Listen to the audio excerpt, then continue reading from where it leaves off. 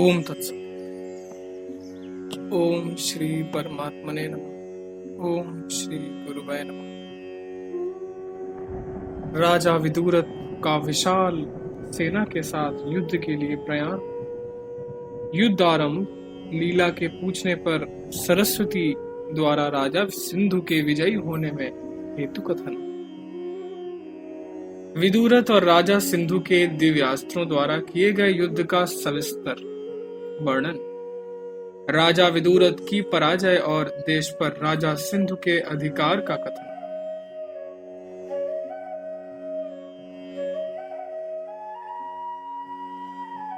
श्री राम जी ने पूछा, मुने, जब वे तीनों देवियां उस राजमहल के भीतर यूं परस्पर वार्तालाप कर रही थीं, उस समय विदुरथ ने क्रोध आवेश में महल से निकलकर क्या किया? श्री वशिष्ठ जी ने कहा, वत्स राम, जिस समय राजा विदुरथ अपने भवन से बाहर निकला, उस समय वह नक्षत्र समूह से घिरे हुए चंद्रमा की भांति विशाल सैन्य दल से परिवेष्टित था। उसका सारा शरीर कवच आदि से सुरक्षित था। हार आदि आभूषण उसके शरीर की शोभा बढ़ा रहे थे। वह जय जयकार की तुमुल ध्वनि के साथ देवराज इंद्र के समान बाहर निकला। उस समय वह योद्धाओं को आदेश दे रहा था। मंत्री व्यूह रचना एवं जनपद व्यवस्था संबंधी बातें उसे सुना रहे थे। वह वीर गणों का निरीक्षण करता हुआ एक ऐसे रथ पर आरूढ़ हुआ जिसमें 8 घोड़े जुते थे। उत्तम जाति वाले उन अश्वों की गर्दन बड़ी सुहावनी थी। वे शुभ लक्षणों से युक्त, फुर्तीले और एक हरे बदन के थे तथा अपनी हिनहिनाहट से सारी दिशाओं को निनादित कर रहे थे। उस समय जिन्हें सरस्वती देवी ने दिव्य दृष्टि प्रदान की थी, वे दोनों लीला नाम वाली देवियां और वह राजकुमारी उस महायुद्ध को देख रही थी। उसे देखकर उनका हृदय विदीर्ण सा हो रहा था। राजा विदुरथ की युद्ध यात्रा के पश्चात शत्रु सैनिकों के बाणों एवं आयुधों से निकलता हुआ कट कट शब्द पूर्ण रूप से शांत हो गया। ठीक उसी तरह जैसे एकार्णव के जल प्रवाहों से बड़वानल शांत हो जाता है। उस समय राजा विदुरथ अपनी सेना को धीरे धीरे आगे बढ़ा रहे थे। उन्हें अपने तथा शत्रु पक्ष के बलाबल का ज्ञान नहीं हो पाया था। इसी दशा में उन्होंने शत्रु सेना में प्रवेश किया। जिस समय समर भूमि में दोनों सेनाओं की भीषण मुठभेड़ हो रही थी, उसी समय दोनों लीलाओं ने भगवती सरस्वती से पुनः प्रश्न किया।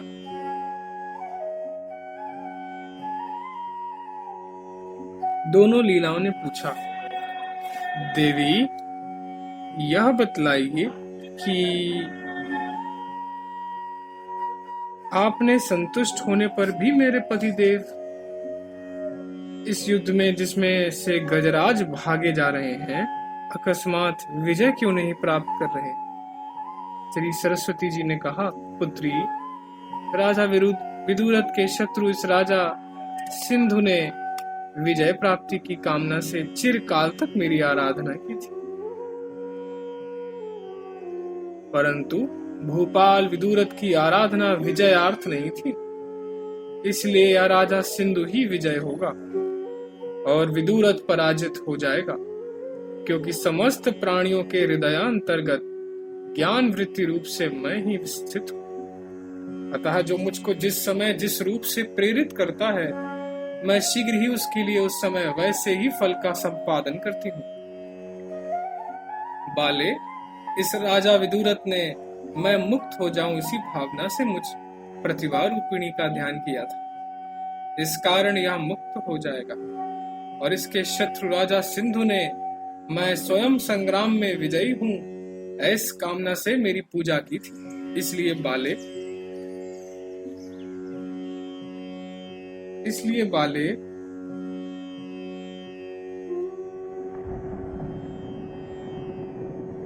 विदुरथ भार्या रूपिणी तुम्हारे और इस लीला के साथ समय अनुसार उस शव स्वरूप देह को प्राप्त होकर मुक्त हो जाएगा। तथा इसका शत्रु राजा सिंधु स्वयं उसे मारकर विजयश्री से सुशोभित हो भूतल पर राज्य करेगा।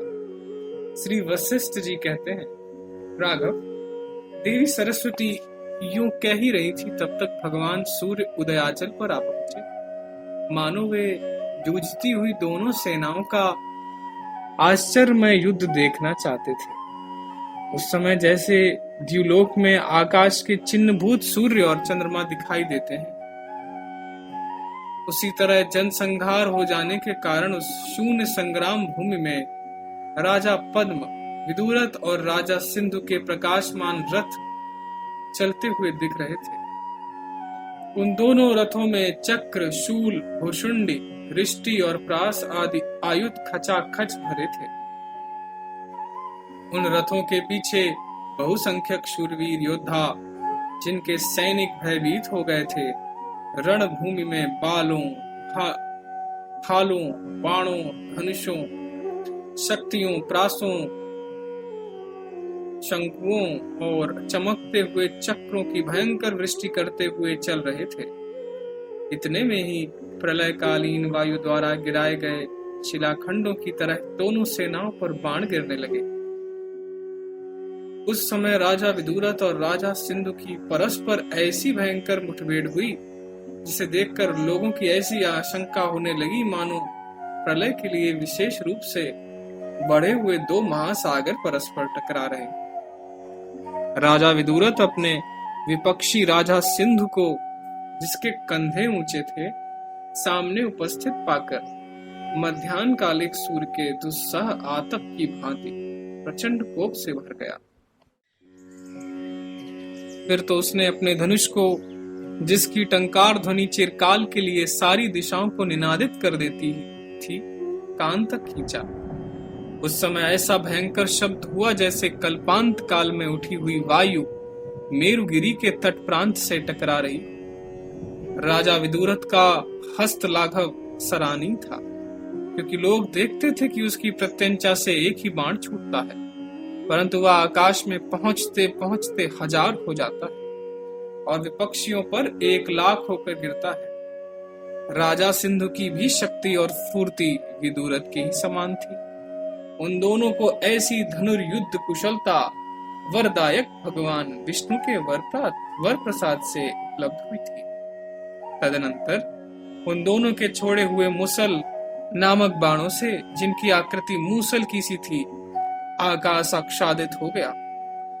उन बाणों से प्रलयकालीन वज्रों की गड़गड़ाहट के समान भीषण शब्द हो रहा था। युद्ध स्थल में राजा विदुरथ के बाण समूह वेग पूर्वक घर घर शब्द करते हुए राजा सिंधु के सम्मुख उसी प्रकार बढ़ रहे थे, मानो आकाश मार्ग से गिरते हुए गंगा के प्रवाह कल कल नाद करते हुए महासागर की ओर जा रहे।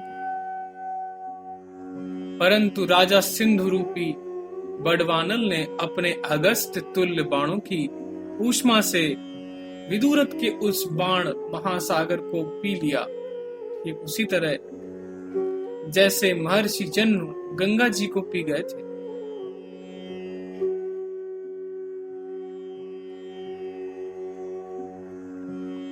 तत्पश्चात राजा सिंधु ने बाणों की उस वृष्टि को छिन्न भिन्न करके स्वयं बाणों की इतनी बड़ी झड़ी लगाई कि आकाश में सायकों का ही मेघ मंडल घिराया। तब विदुरथ ने भी जैसे प्रलयकालीन वायु उमड़े हुए साधारण मेघ को उड़ा देती है, उसी तरह अपने उत्तम सायकों से शीघ्र ही उस बाण रूपी मेघमंडल को विध्वंस कर डाला। इस प्रकार वे दोनों भूपाल परस्पर बदला लेने की भावना से एक दूसरे को लक्ष्य बनाकर बाणों की वर्षा करते थे और एक दूसरे के प्रहार को व्यर्थ कर देते थे। तदनंतर राजा सिंधु ने मोहनास्त्र का संधान किया। यह अस्त्र उसे किसी गंधर्व के साथ मित्रता होने के कारण प्राप्त हुआ था। उस मोहनास्त्र के प्रयोग से विदुरथ के अतिरिक्त शेष सभी सैनिक मूर्छित हो गए। उनके शस्त्रास्त्र और वस्त्र अस्त व्यस्त हो गए। मुख और नेत्रों में उदासी छा गई। उनकी बोलती बंद हो गई और वे मृतक तुल्य अथवा चित्रलिखित से प्रतीत होने लगे। तब राजा विदुरथ ने प्रबोधास्त्र हाथ में लिया। फिर तो प्रातः काल सूर्योदय होने पर जैसे कमलिनी विकसित हो जाती है, उसी तरह उस अस्त्र के प्रयोग से सभी योद्धाओं की मूर्छा जाती रही और वे उठ बैठे। तत्पश्चात राजा सिंधु ने भयंकर नागा अस्त्र को, जो नागपाश बंधन द्वारा महान कष्टदायक था, धनुष पर चढ़ाया। उसके संधान से आकाश पर्वत सरीखे विशालकाय नागों से व्याप्त हो गया। मृणालों द्वारा सुशोभित हुई पोखरी की तरह पृथ्वी श्वेत वर्ण के सर्पों से विभूषित हो गई। सारे पर्वत काले नाग रूपी कंबलों से संपन्न हो गए। ये सभी पदार्थ विष की ऊष्मा से मलिन हो गए और वन तथा पर्वतों की विशालता से युक्त पृथ्वी व्याकुल हो गई। तब महान अस्त्रों के मर्मज्ञ विदुरथ ने भी गरुड़ास्त्र का प्रयोग किया। उस अस्त्र से पर्वत सदृश विशाल का इतने गरुड़ प्रकट हुए जिनसे सारी दिशाएं भर गईं। उनके सुनहरे पंखों की चमक से सभी दिशाएं स्वर्णमय प्रतीत होने लगीं। उड़ते हुए उन गरुड़ों के पंख से पक्षधारी पर्वतों की उड़ान से उत्पन्न हुए प्रलयकालीन वायु की भांति भयंकर आंधी प्रकट हो गई। वे अपने श्वास वेग से फुफकारते हुए नाग समूहों को अपनी ओर खींच लेते थे। उनकी घुरघुराहट की तीव्र आवाज समुद्र पर्यंत व्याप्त हो गई। तत्पश्चात राजा सिंधु ने तमो अस्त्र प्रकट किया, जो अंधा बना देने वाले अंधकार का उत्पादक था। उससे भूगर्भ का सा घना अंधकार फैल गया।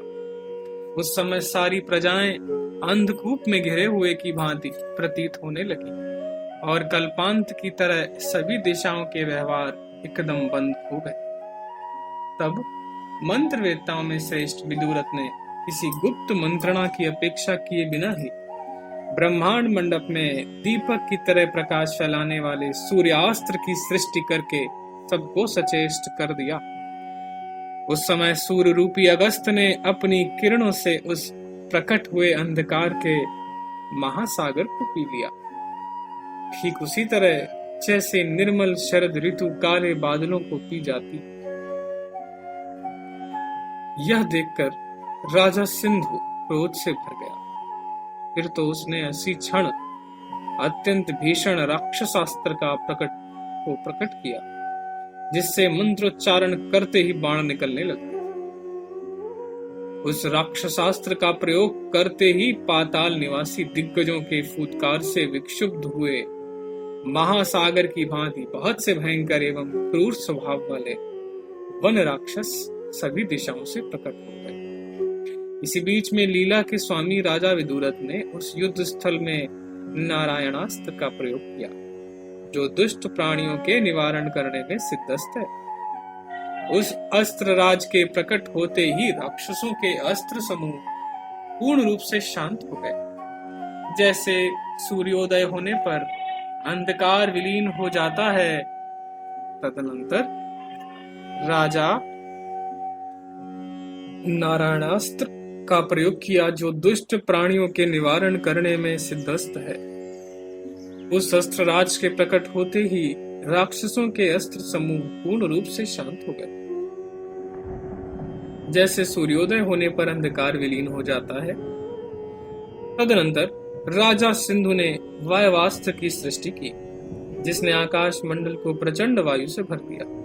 तब महान अस्त्र वेत्ता विदुरथ ने पार्वतास्त्र चलाया, जो मानो मेघ जल सहित आकाश को भी आत्मसात कर लेने के लिए उद्यत था। तदुपरांत राजा सिंधु ने उद्दीप्त वज्रास्त्र प्रकट किया, जिससे झुंड के झुंड वज्र निकलकर रणभूमि में विचरने लगे। वे ईंधन को भस्मसात कर लेने वाली आग की भांति विशाल पर्वत रूपी अंधकार को पी जाते थे तथा अपने करोड़ों चोंचों से पर्वतों के शिखरों को काट काट कर उसी प्रकार भूतल पर गिरा देते थे, जैसे प्रचंड वायु फलों को गिराकर पृथ्वी पर बिछा देती है। तब विदुरथ ने वज्रास्त्र को शांत करने के लिए ब्रह्मास्त्र का प्रयोग किया। फिर तो ब्रह्मास्त्र और वज्रास्त्र दोनों एक साथ ही शांत हो गए। इस प्रकार जब वह भयंकर संग्राम चल ही रहा था, उसी समय प्रतिभाशालियों में सर्वश्रेष्ठ महान उदार एवं उत्कृष्ट धैर्यशाली राजा सिंधु ने विपक्षियों की सारी सेना का विनाश और अपनी सेना की पीड़ा शांति के लिए एकमात्र वैष्णवास्त्र का स्मरण किया।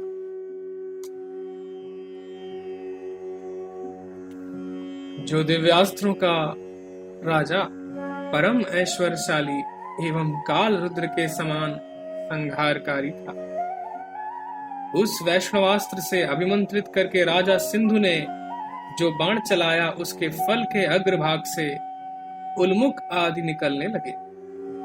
उससे निकली हुई प्रकाशमान चक्रों की पंक्तियों ने दिशाओं को सैकड़ों सूर्यों से युक्त सा बना दिया। पंक्ति रूप में सम्मुख दौड़ती हुई गदाएं आकाश में सैकड़ों बांसों की भांति प्रतीत होती थी। 100 धार वाले वज्र समूहों ने आकाश को तृण राशि से आच्छादित सा कर दिया। पद्माकार पट्टिशों की कतारें आकाश में कटे हुए वृक्षों से दिख रही थी। तीक्ष्ण धार वाले बाणों की पंक्तियां ऐसी जान पड़ती थी जैसे आकाश में पुष्प जाल बिछा हो। काली आकृति वाले खड्गों की कतारें नभो मंडल को पत्र समूह से व्याप्त सा कर रही थी।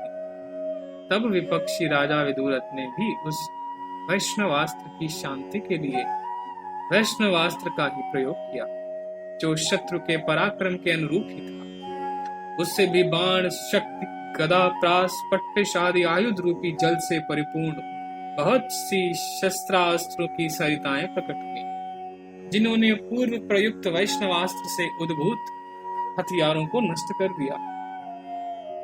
उन शस्त्र अस्त्र पूर्ण नदियों का आकाश में ही ऐसा भीषण युद्ध प्रारंभ हुआ, जो दुलोक और पृथ्वी के अवकाश का विनाश करने वाला तथा बड़े बड़े कुल पर्वतों को विदीर्ण कर देने वाला था। जैसे मेरे आयुधों ने विश्वामित्र के अस्त्रों का निवारण किया था, उसी तरह परस्पर जूझते हुए उन दोनों वैष्णवास्त्रों की धारावाहिक बाण वृष्टि ने शस्त्र समूहों को काट डाला और उन अस्त्रों से प्रकट हुए वज्रों ने अकाट्य पर्वतों को भी जर्जर कर दिया। इस प्रकार दोनों राजाओं के वे अस्त्र पराक्रमशाली दो सुबटों की भांति क्षण भर तक परस्पर अत्यंत भयंकर युद्ध करके शांत हो गए। तत्पश्चात राजा सिंधु अपने रथ को छोड़कर पृथ्वी पर उतर पड़ा और ढाल तलवार से लैस हो गया। फिर तो उसने पलक मारते मारते बड़ी फुर्ती से अपने शत्रु राजा विदुरथ के रथ के घोड़ों के खुरों को मृडाल की भांति तलवार से काट गिराया। अब तो राजा विदुरथ भी रथहीन हो गए, अतः उन्होंने भी ढाल तलवार उठा ली। उस समय उन दोनों के आयुध एक से थे और दोनों का उत्साह भी समान, अतः वे परस्पर वार करने के लिए पैतरें बदलने लगे। परस्पर प्रहार करते हुए उन दोनों के खड्ग आरे के समान हो गए थे। इसी बीच राजा विदुरथ ने खड्ग छोड़कर एक शक्ति हाथ में ली और उसे शत्रु पर चला दिया। वह शक्ति मथे जाते हुए समुद्र के जल की तरह घर घर शब्द से युक्त, अतः महान उत्पात की सूचना देने वाले वज्र के सदृश थी। वह अविच्छिन्न रूप से आई और राजा सिंधु के वक्ष स्थल पर गिरी, परंतु उस शक्ति के आघात से राजा सिंधु की मृत्यु नहीं हुई। तब उस देश की लीला ने पूर्व लीला से कहा, देवी, बड़े कष्ट की बात है, क्योंकि जैसे देवराज इंद्र शत्रु का विनाश करने के लिए वज्र का सहारा लेते हैं, उसी तरह यह राजा सिंधु प्रहार करने के लिए मुसलास्त्र की ओर देख रहा है। परंतु मेरे पतिदेव मुसलधारी राजा सिंधु को चकमा देकर बड़ी फुर्ती से सकुशल दूसरे रथ पर चढ़ गए और वेग पूर्वक दूर हट गए हैं। फिर भी हाय धिक्कार है, महान कष्ट आ पड़ा। इस राजा सिंधु ने अत्यंत वेग से बाण बरसाकर मेरे स्वामी के रथ को तहस नहस करके उन्हें भी व्यथित कर दिया, और अब यह अपने वज्र सरीखे बाणों द्वारा उनके स्थूल मस्तक को विदीर्ण करके उन्हें भूतल पर गिराना ही चाहता है। देखो ना, बड़ी कठिनाई से होश में आने पर जब मेरे पतिदेव सारथी द्वारा लाए गए दूसरे रथ पर चढ़ रहे थे, उसी समय इसने उनके कंधे को काट दिया, जिससे वे रक्त के फव्वारे छोड़ रहे हैं। हाय हाय, अब तो और भी कष्ट की बात हुई। इस राजा सिंधु ने अपने खड्ग की तीखी धार से मेरे पतिदेव की दोनों पिंडलियों को उसी प्रकार फाड़ डाला जैसे आरे से वृक्ष चीरा जाता है। हाय, अब तो मैं बुरी तरह मारी गई, क्योंकि मेरे पति के दोनों घुटने भी मृणाल की तरह काट डाले गए। यूं कहकर और पति की उस अवस्था पर दृष्टिपात करके पति प्रेम और भय से आतुर हुई वह लीला फरसे से कटी हुई लता की भांति मूर्छित होकर पृथ्वी पर गिर पड़ी। विदुरथ यद्यपि जानुरहित हो गए थे, तथापि वे शत्रु पर प्रहार कर ही रहे थे। उसी अवस्था में वे जड़ से कटे हुए वृक्ष की तरह रथ से नीचे गिरना ही चाहते थे। तब तक सारथी उन्हें रथ द्वारा संग्राम भूमि से दूर हटा ले गया। जब ये भागे जा रहे थे, उस समय क्रूर हृदय राजा सिंधु ने इनके गले पर अस्त्र प्रहार किया, जिससे इनका आधा गला कट गया। फिर भी राजा सिंधु इनका पीछा कर ही रहा था। तब तक राजा विदुरथ जैसे सूर्य की किरणें कमल कोश में घुस जाती हैं, उसी तरह रथ द्वारा भागकर अपने महल में जा पहुंचे। किंतु राजा सिंधु उस राजभवन में प्रविष्ट न हो सका, क्योंकि वह महल सरस्वती देवी के प्रभाव से सुरक्षित था। वहां पहुंचकर सारथी ने राजा विदुरथ को, जिसके वस्त्र, कवच और शरीर खड्ग से काटे गए, गले के छिद्र से बुदबुद ध्वनि के साथ निकलती हुई रक्त धाराओं से सन गए थे, महल के भीतर ले जाकर भगवती सरस्वती के समक्ष मरण शैया पर लिटा दिया। इधर विपक्षी राजा सिंधु महल में प्रवेश न कर सकने के कारण लौट गए।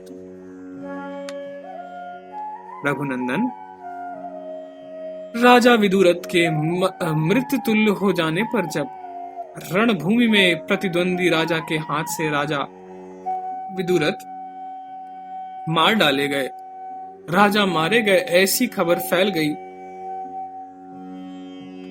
तब सारा राष्ट्र भयभीत हो गया।